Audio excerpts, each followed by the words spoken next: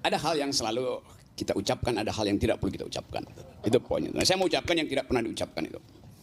Coba kita bayangkan misalnya, ada janji kemerdekaan, ada janji reformasi. Semua itu value yang kita bikin dengan mahasiswa itu. Sekarang keadaan itu paralel dengan apa yang barusan Anda lihat di televisi itu. Jadi kita mulai berpikir bahwa selalu ada anomali, kendati elektabilitas naik tetapi legitimasi turun. Orang percaya mana? Elektabilitas yang dasarnya legalitas atau legitimasi yang dasarnya moral. Pada titik tertentu politik itu adalah urusan moral. Anda mau pakai kuantitatif, kalau orang bilang gua nggak percaya lu.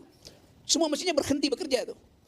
Tadi misalnya soal statistiknya itu ada volatility, tapi kok ada yang jadi stagnan di situ.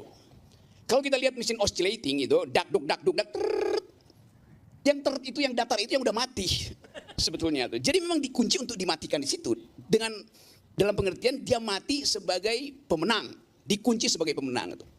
Jadi kita menduga bahwa ini dugaan hermeneutics bahwa di situ ada ghost in the machine. Ada iblis, ada setan, ada hantu di dalam mesin. Kita sebut aja ini sebagai hantu. Tetap kita duga ada anomali karena nggak biasa dalam statistik volatility itu paling kenceng dia ya di kisaran skala 24 minus. Ini tiba-tiba 76, 71, oke. Ya. Itu artinya orang itu kalau pakai oscillating memang ada masalah tuh. Tiba-tiba oke, itu poin itu. Jadi mereka yang ngerti tentang statistik tahu bahwa di situ ada semacam ketidakwajaran itu. Okay. Pemeriksaannya di mana? Ya di dalam metode statistiknya sendiri itu, bukan dengan argumentasi. Biarin aja soal. Anomali kedua, 58% Pak Prabowo dapat suara. 62% minta hak angket. Coba bayangkan coba. Anda percaya yang mana? Ya kita percaya 58%, oke. Tapi kalau yang percaya 62%, bagaimana caranya tuh? Jadi keadaan itu juga ada anomali juga di situ tuh. Nah, supaya anomali itu kita bisa terangkan, maka jangan pakai teorinya saudara Noel karena dia bilang semua polisi adalah maling. Benar kan? You bilang begitu kan? Okay.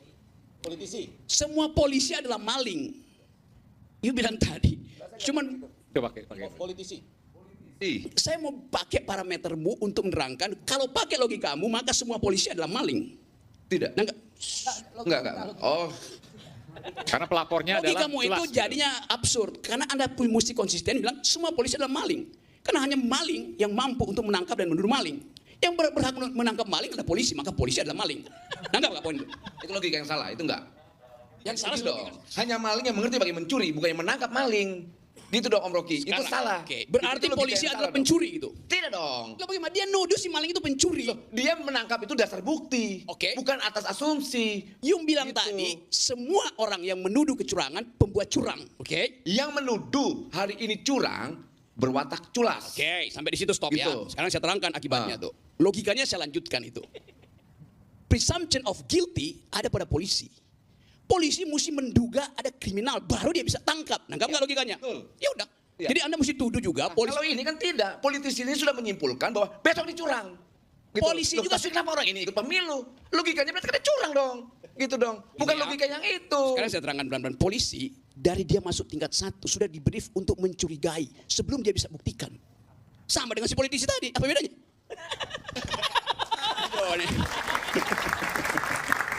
Oke, saya lanjut ya.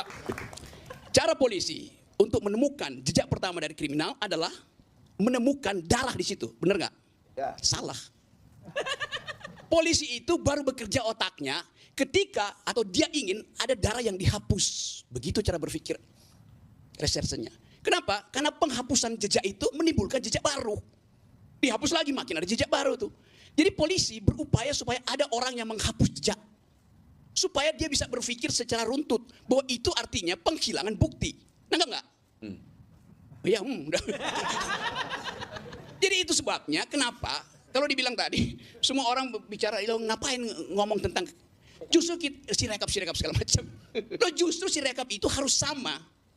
Tetapi kalau dihapus jejaknya justru lebih mudah dikejar oleh timnya Roy. Ini logika begitu. Karena itu si rekap itu mesti tidak boleh dihapus yang kemarin sama yang sekarang nanti itu. Ya, begitu logikanya.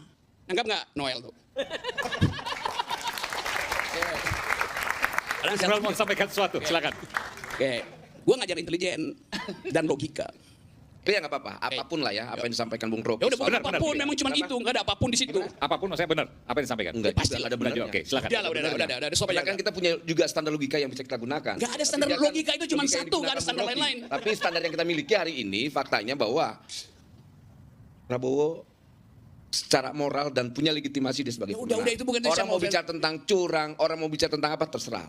Kita tetap tersenyum, kita tidak akan melakukan apapun, bahwa kita adalah the winner.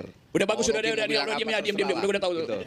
Daripada lu Ya nggak apa-apa, bully itu lagi. faktanya Om. Karena itu gini nih, saya nggak masuk di situ. Saya pakai logika, Anda pakai senyum, silahkan. Beda.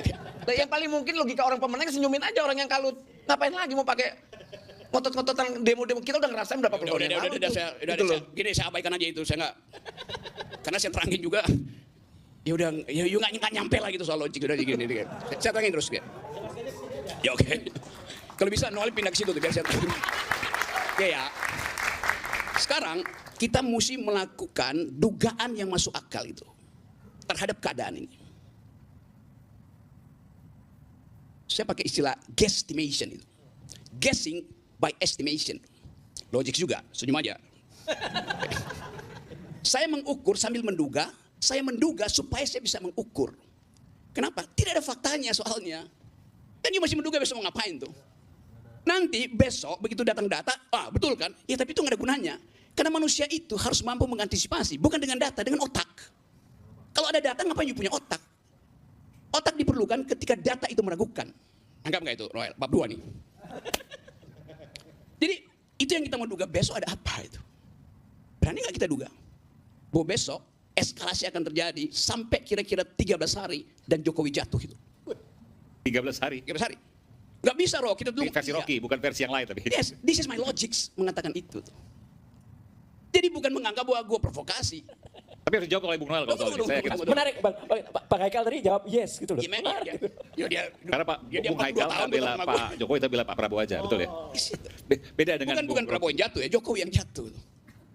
Taruh semua variabel, kemarahan publik, statistik tadi yang anomali itu, problem internasional, harga-harga kebutuhan pokok. Jadi itu yang mesti kita duga sebagai orang yang berpikir. Bukan dengan Prabowo pasti menang, nggak ada soal itu. Jadi problem kita adalah dugaan kita hari ini itu yang kita ujikan secara hipotetik. Kan kita mesti uji.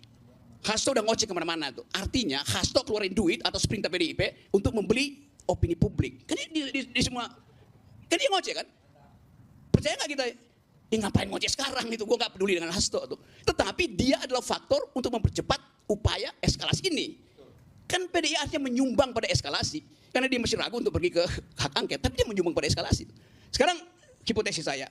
Hak angket lebih dahulu dihasilkan.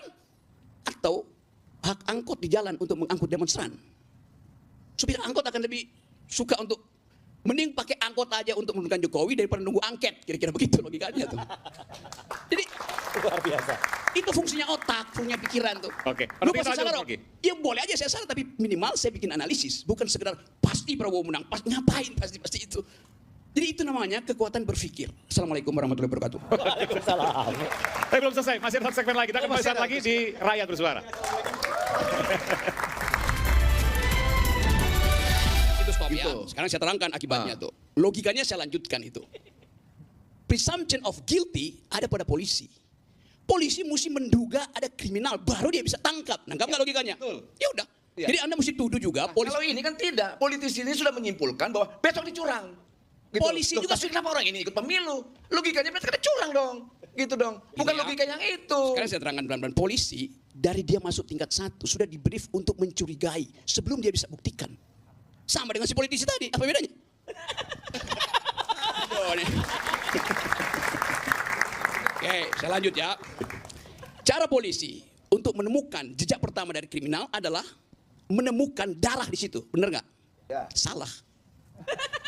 Polisi itu baru bekerja otaknya ketika atau dia ingin ada darah yang dihapus. Begitu cara berpikir resersenya.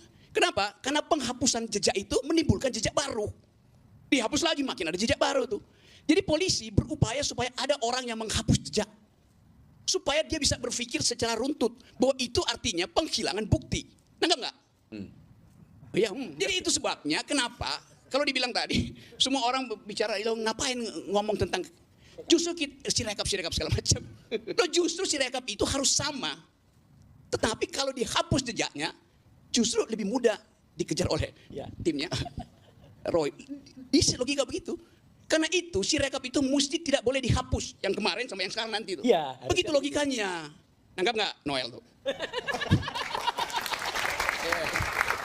Kadang saya Noel mau sampaikan sesuatu, silakan. Oke, gua ngajar intelijen dan logika. Itu ya nggak apa-apa, apapun lah ya, apa yang disampaikan Bung Rocky. Ya udah bukan Benar, apapun, benar. memang cuma itu, nggak ada apapun di situ. Apapun maksudnya benar, apa yang disampaikan? Enggak, Pasti juga lah, ada Benar juga, benarnya. oke, silakan. Udah, stop aja. Karena kan kita punya juga standar logika yang bisa kita gunakan. Nggak ada standar Tapi dia kan logika itu cuma logika yang satu, nggak ada digunakan standar Bung Rocky. lain-lain. Tapi standar yang kita miliki hari ini faktanya bahwa Prabowo secara moral dan punya legitimasi dia sebagai Ya udah, pemenang. itu bukan itu Orang saya mau mau bicara tentang curang, orang mau bicara tentang apa terserah. Kita tetap tersenyum, kita tidak akan melakukan apapun, bahwa kita adalah the winner. Udah bagus, Mau udah, Rocky udah, mau bilang diam, apa, diam, terserah udah tahu tuh. gitu. Daripada lu Ya nggak apa-apa, bully itu lagi. faktanya Om. Karena itu gini nih, saya nggak masuk di situ. Saya pakai logika, Anda pakai senyum, silahkan. Beda. Nah, yang paling mungkin logika orang pemenang senyumin aja orang yang kalut. Ngapain lagi mau pakai ngotot-ngototan demo-demo, kita udah ngerasain berapa puluh tahun yang lalu tuh. Gitu loh. Gini saya abaikan aja itu, saya nggak. Karena saya terangin juga. Ya udah, ya nggak nyampe lah gitu soal logik udah gini. Saya terangin terus ya. Ya oke. Kalau bisa Noel pindah ke situ tuh biar saya terangin. Oke ya. Sekarang kita mesti melakukan dugaan yang masuk akal itu terhadap keadaan ini. Saya pakai istilah guesstimation itu. Guessing by estimation. Logik juga, senyum aja. Saya mengukur sambil menduga, saya menduga supaya saya bisa mengukur. Kenapa? Tidak ada faktanya soalnya. Kan dia masih menduga besok mau ngapain tuh. Nanti besok begitu datang data, betul kan? Ya tapi itu nggak ada gunanya. Karena manusia itu harus mampu mengantisipasi, bukan dengan data, dengan otak. Kalau ada data ngapain you punya otak? Otak diperlukan ketika data itu meragukan. Anggap nggak itu, Royal? Bab 2 nih. Jadi itu yang kita mau duga besok ada apa itu? Berani nggak kita duga? Bahwa besok eskalasi akan terjadi sampai kira-kira 13 hari dan Jokowi jatuh itu. 13 hari. 13 hari. Nggak bisa Roh, kita dulu. Versi Rocky, bukan versi yang lain tapi. Yes, this is my logics mengatakan itu. Jadi bukan menganggap bahwa gue provokasi. Tapi harus dijawab oleh Bung Noel kalau soal ini. Saya kira. Tunggu. Menarik, Pak Haikal tadi jawab yes gitu loh. Iya, Menarik gitu. Karena Pak dia Bung 42 Haikal tahun nggak bela sama Pak Jokowi, tapi bela Pak Prabowo aja, betul ya? Beda dengan Bukan Bung Prabowo Rocky. yang jatuh ya, Jokowi yang jatuh. Taruh semua variabel, kemarahan publik, statistik tadi yang anomali itu, problem internasional, harga-harga kebutuhan pokok. Jadi itu yang mesti kita duga sebagai orang yang berpikir. Bukan dengan Prabowo pasti menang, nggak ada soal itu. Jadi problem kita adalah dugaan kita hari ini itu yang kita ujikan secara hipotetik. Kan kita mesti uji.